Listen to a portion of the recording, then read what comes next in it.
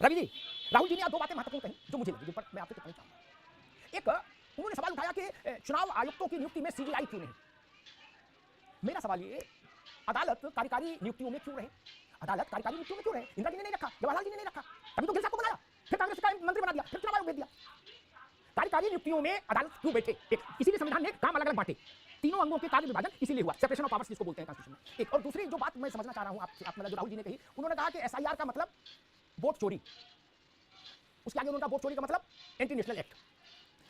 SIR Bihar में देश की सबसे बड़ी अदालत की सैंक्शन पा चुकी है। बिहार में जो एसआईआर हुई उस पर देश की सबसे बड़ी अदालत ने मोहर लगाई, जो भाजपा से भी बड़ी है, राहुल गांधी से भी बड़ी अदालत, सबसे बड़ी है ना। क्या राहुल गांधी सुप्रीम कोर्ट के विजडम पर सवाल उठा रहे हो, कह रहे हैं एंटी नेशनल काम को मंजूरी दे दी सुप्रीम कोर्ट ने? रवि बता दीजिए। नहीं, देखिए अमिताभ जी, मैं बड़ी जिम्मेदारी के साथ कहना चाहूंगा कि बिहार में जब एसआईआर का प्रक्रिया शुरू हुआ संविधान के आर्टिकल 324 के अकॉर्डिंगली, तो उस समय व्यापक एसआईआर करने का अधिकार चुनाव आयोग के पास नहीं है, एक लिमिटेड डोमेन में। इसके लिए लोग जुलाई में जब सुप्रीम कोर्ट में इसकी संवैधानिकता के लिए केस किए कि क्या ये संवैधानिक है कि नहीं है, तो ये बताइए कि जुलाई से लेकर के अंदाज दिसंबर आ गया, इस केस का निर्णय आज तक नहीं हुआ कि जो एसआईआर हो रहा है ये संवैधानिक रूप में मान्य है या नहीं है। उनके जो चुनाव आयोग के जो वकील हैं राकेश पांडे जी, कभी कहते हैं कि हम दिल्ली में नहीं है, कभी कहते हैं ये प्रक्रिया कर ले। आप बताएं कि क्या चुनाव आयोग जो रवि प्रताप जी, एक बताइए, क्या हमसे पूछ रहे थे, बता दें, बाकी अगर भाजपा से पूछते तो भाजपा रुको, एक मिनट रुको, आपने हमसे पूछा, हम तो तुरंत दान मांगने वाले आदमी। आज सुप्रीम कोर्ट ने कहा चुनाव आयोग से कि हमको बताइए 12 में से कौन कौन से राज्य हैं जो मदद नहीं कर रहे हैं एसआईआर में, हम उनके विरुद्ध आदेश पारित करेंगे। और आपकी जानकारी के लिए बता दूं, आपकी जानकारी के लिए, बिहार मैं पूरा जान लो ताकि कहीं दूसरे चैनल पर भी जाओगे तो वही बात ठीक से बोल पाओगे। महाराज, बिहार का मसला सुप्रीम कोर्ट सुन रहा था, कहा गया आयोग को अधिकार नहीं, सुप्रीम कोर्ट ने इन्वर्टेड कॉमा में इस्तेमाल कर रहा हूं, सुप्रीम कोर्ट ने कहा एसआईआर करने का संवैधानिक अधिकार चुनाव आयोग को है, कोई व्यवस्था चुनाव आयोग के संवैधानिक अधिकार पर रोक नहीं लगा सकती। सुप्रीम कोर्ट ने कहा भाई आप कहां हो? रवि प्रताप जी हाँ, डिस्पोज हो गए अमिताभ जी। जो दूसरी बात मैं कह रहा हूं, देखिए जब चुनाव आयोग में लाल बाबू हुसैन के केस में ये 3 जजों की पीठ ने व्यवस्था दी थी कि यदि किसी व्यक्ति का नाम किसी भी कारण से निर्वाचन सूची में आ गया है तो जो व्यक्ति काटने के लिए अप्लाई करता है उसकी नैतिक जिम्मेदारी है कि वो बताए कि वो नागरिक नहीं है, या जो काटता है वो बताए। तो 2 जजों की सुनने वाली पीठ क्या 3 जजों की व्यवस्था को खारिज कर सकती है? अब मैं आपसे जो कहता हूं कि जो एसआईआर की प्रक्रिया चल रही है, निश्चित रूप से इस देश में कोई भी अपात्र मतदाता नहीं होना चाहिए और कोई भी पात्र मतदाता छूटना नहीं चाहिए। एसआईआर की प्रक्रिया इससे पहले कभी नहीं हुई है, आईआर की प्रक्रिया हुई है 2003 में। अब ये बताएं कि यूपी में आप इतनी जल्दबाजी, जहाँ पे 26 करोड़ की जनसंख्या है, आप एक हफ्ता बढ़ाए हैं, जहाँ के उनके पिता का नाम नहीं देते, आयु नहीं देते, फोटो मैच नहीं होती है, तो ठीक है रवि, ठीक है, आपके ठीक, अभी रुकना भैया, इस विश्वसनीयता को ठीक, अशोक यादव जी, ठीक तरीके से करने, ठीक है रवि जी, ठीक, अब रुकना, अशोक जी के पास चलेंगे, फिर दोबारा में आएंगे। कांग्रेस न सुनना चाहती है न समझना चाहती है। इलाहाबाद सुप्रीम कोर्ट ने बिहार में एसआईआर के मुद्दे पर सुनवाई के दौरान, मेरी स्मृति कभी गूगल देखने की जरूरत नहीं पड़ती, सुप्रीम कोर्ट ने कहा जब विपक्ष ने जो याचिकाएं गई थी एसआईआर के विरुद्ध, उनके वकीलों ने कहा तुरंत रोक दो एसआईआर, तुरंत रोक दो, बहुत बड़ा कोहराम हो जाएगा, हाहाकार हो जाएगा, प्रलय आ जाएगा, हिमालय ढह जाएगा। कोर्ट ने कहा भैया परेशान ना हो, हम देख रहे हैं गलत होगी प्रक्रिया, उंगली नीचे करो, उंगली नीचे करो, अभी जब दोबारा में आएंगे तब। सुप्रीम कोर्ट ने कहा हम देख रहे हैं प्रक्रिया पूरी होगी, अगर गलती पाई जाएगी, मैं सुप्रीम कोर्ट ने कहा हम अगर ये पाएंगे कि संविधान का उल्लंघन हुआ है, शक्तियों को लांघा गया है, तो हम पूरी प्रक्रिया अवैध घोषित कर देंगे। सुप्रीम कोर्ट ने कहा, कहा रहे तो आप पढ़ते भी नहीं, सुप्रीम कोर्ट क्या बोल रहा है, आप पढ़ते नहीं, यही समस्या है, यही राहुल गांधी को आप लोग बता देते हो, बोल देते भले आदमी, आप लोग पढ़ते नहीं हो। खैर रुकिए, अशोक यादव जी, अखिलेश जी ने कहा कि ये एसआईआर नहीं हो रहा है, ये एनआरसी का कार्यक्रम हो रहा है, और उन्होंने एसआईआर से डिटेंशन सेंटर को जोड़ दिया, जबकि डिटेंशन सेंटर अलग का मामला है, वो अध्याय दूसरा है, उसका वोटर लिस्ट से कोई लेने देना नहीं, वोटर लिस्ट में नाम है नहीं है इससे कोई मतलब नहीं उस बात का, दोनों को जोड़ क्यों दिया, थोड़ा रंग चटका जाए इसलिए। अखिलेश जी ने कहा कि देख लो वहां डिटेंशन सेंटर बन रहे हैं, जिसका नाम वोटर में नहीं होगा वो डिटेंशन सेंटर, ऐसा तो किसी ने कहा नहीं, ना कोई कह सकता।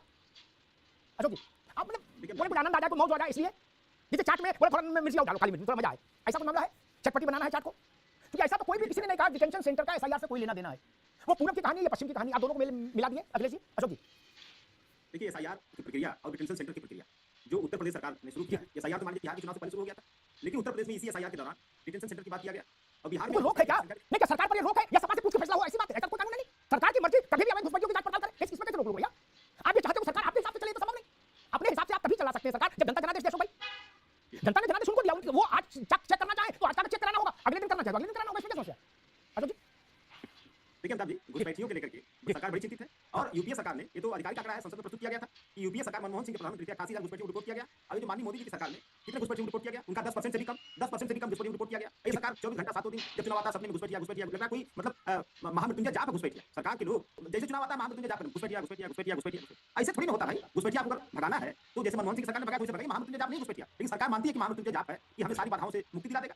अच्छा, दूसरी बात, लगातार सुप्रीम कोर्ट की बातें मतलब हो रही है, अरविंद जी ने भी कहा कि सुप्रीम कोर्ट के आदेश को लेकर के भी बात हुई कि सुप्रीम कोर्ट ने ये कहा, सुप्रीम कोर्ट ने तो अनूप वर्मा बनाम भारत संघ एक मामला था, आपको याद होगा 2 मार्च 2023 को, इस मामले को सुनते हुए सुप्रीम कोर्ट ने आदेश दिया था कि देश में अभी तक इलेक्शन कमीशन के, चीफ इलेक्शन कमीशन के चुनाव की प्रॉपर व्यवस्था नहीं है, एक व्यवस्था सुप्रीम कोर्ट ने दी थी ट्रांसपेरेंसी के लिए, लोकतंत्र को मजबूती के लिए, जिसमें CJI leader of opposition prime minister of India का पैनल बनाया गया था, सुप्रीम कोर्ट ने दिया था व्यवस्था, सुप्रीम कोर्ट ने आदेश दिया, इस आदेश को 29 दिसंबर 2023 को ही पलट दिया गया राज्यसभा लोकसभा से होते हुए राष्ट्रपति के सिग्नेचर से। तो आप ये बताइए, जिस व्यवस्था को सुप्रीम कोर्ट ने अच्छा समझ के दिया, तो सुप्रीम कोर्ट की व्यवस्था को उलट दिया जा रहा है और सरकार सुप्रीम कोर्ट के पीछे छुप रही है। अरे सुप्रीम कोर्ट ने तो ये कर दिया, सुप्रीम कोर्ट ने तो ये कर दिया, तो आपको अगर सुप्रीम कोर्ट की इतनी मर्यादा है तो बुलडोजर को लेकर सुप्रीम कोर्ट ने कितनी बार फटकार लगाई, सुप्रीम कोर्ट ने इलेक्शन कमीशन को सिलेक्शन को लेकर कितनी बातें कही, आपने कोई बात नहीं सुनी। जो आपके मीठे मीठे गप कड़वा कड़वा थू वाली बात है कि सुप्रीम कोर्ट जो आदेश आपके खिलाफ है उसको नहीं मानेंगे ना, राष्ट्रपति जाकर पलटवा देंगे। आपके पक्ष में पूछा कराएगा सुप्रीम कोर्ट ने आदेश दिया भाई, देश की न्यायपालिका पे हमें पूरा भरोसा है, तो ऐसे टाइम टाइम पे भरोसा हो जाता, टाइम टाइम भरोसा उठ जाता। ठीक है अशोक जी, ठीक, ऐसा सबको हुआ अशोक जी। अब रत्नाकर जी थोड़ा रुक के आएंगे, तथ्य साफ होने चाहिए मेरी बहस में कम से कम। कश्मीर से कन्याकुमारी असम से गुजरात तक भ्रम में कोई ना रहे। अशोक जी, नेहरू जी से लेकर आज तक यही हुआ है। हाँ? आप जिनकी रिश्तेदारी में हो इसमें, उन्हें तो जगह पुतले फुकवा दिए थे दिल्ली में, सुप्रीम कोर्ट की जगह, चीफ जस्टिस समेत। सारे मौलाना सड़क पर आ गए थे, उनका फातिया पड़ गया था जगहों का, और सुप्रीम कोर्ट के फैसले को लोकसभा में लाकर भस्मीभूत कर दिया था राजीव गांधी, आरिफ मोहम्मद खान, याद है ना? अब आप किताब लिए घूम रहे हैं, छोटी वाली बोले संविधान, ओके यस। तब सुप्रीम कोर्ट ने तो इमरजेंसी लगाने पर भी लानत भेजी थी, तो आपने 5 जजों को सुपरसीड करके अपना आदमी बना दिया चीफ जस्टिस, याद है ना अशोक जी? जिन लोगों ने अपने यहाँ के कारिंदों को चुनाव आयुक्त बना दिया, फिर बाद में मंत्री बना दिया, फिर संतरी बना दिया, फिर पार्षद की टिकट दे दी, फिर प्रधानी लगा दी, वो लोग कह रहे हैं कि चुनाव आयोग के लिए एक अंतर्राष्ट्रीय कमेटी होनी चाहिए। गजब बात है भाई। और Ashok ji, separation of power, supreme court ने किस फैसले में क्या कहा है वकील जाने कि सेपरेशन ऑफ पावर संविधान का मूल ढांचे का हिस्सा है, ठीक? जो बदला नहीं जा सकता कोर्ट के द्वारा, जो basic structure of the constitution है वो परिवर्तित नहीं हो सकता कोर्ट के द्वारा। उसमें ये कहीं नहीं है, कहीं भी नहीं है कि एग्जीक्यूटिव के चयन में जुडिशरी शामिल हो, कहीं नहीं। क्यों शामिल हो? क्यों शामिल हो भाई? सेपरेशन ऑफ पावर यही कहती है। डिस्ट्रिक्ट जज फिर ये चाहेगा कि जिले में जिलाधिकारी हम तय करेंगे, हम बैठेंगे कमेटी में। अगर तमाशा है, फिर जिसको वोट मिला वो क्या करेगा? उसे ग्रहण करेगा। अगर वही डिस्ट्रिक्ट जज ये तय कर देगा कि पीडब्ल्यूडी अशोक यादव देखेंगे और रत्नाकर सिंह ग्रामीण सिंचाई देखेंगे, गजब बात है यार। और ये इतना अच्छा तर्क था तो पंडित जी ने क्यों नहीं माना, इंदिरा जी ने क्यों नहीं माना, राजीव जी ने क्यों नहीं माना? इसलिए ये मामला यहाँ से घूमेगा नहीं जहां से आप घुमाना चाह रहे हो। रत्नाकर जी, फिर बात वहीं आ गई, विपक्ष कह रहा है कि आप डिटेंशन सेंटर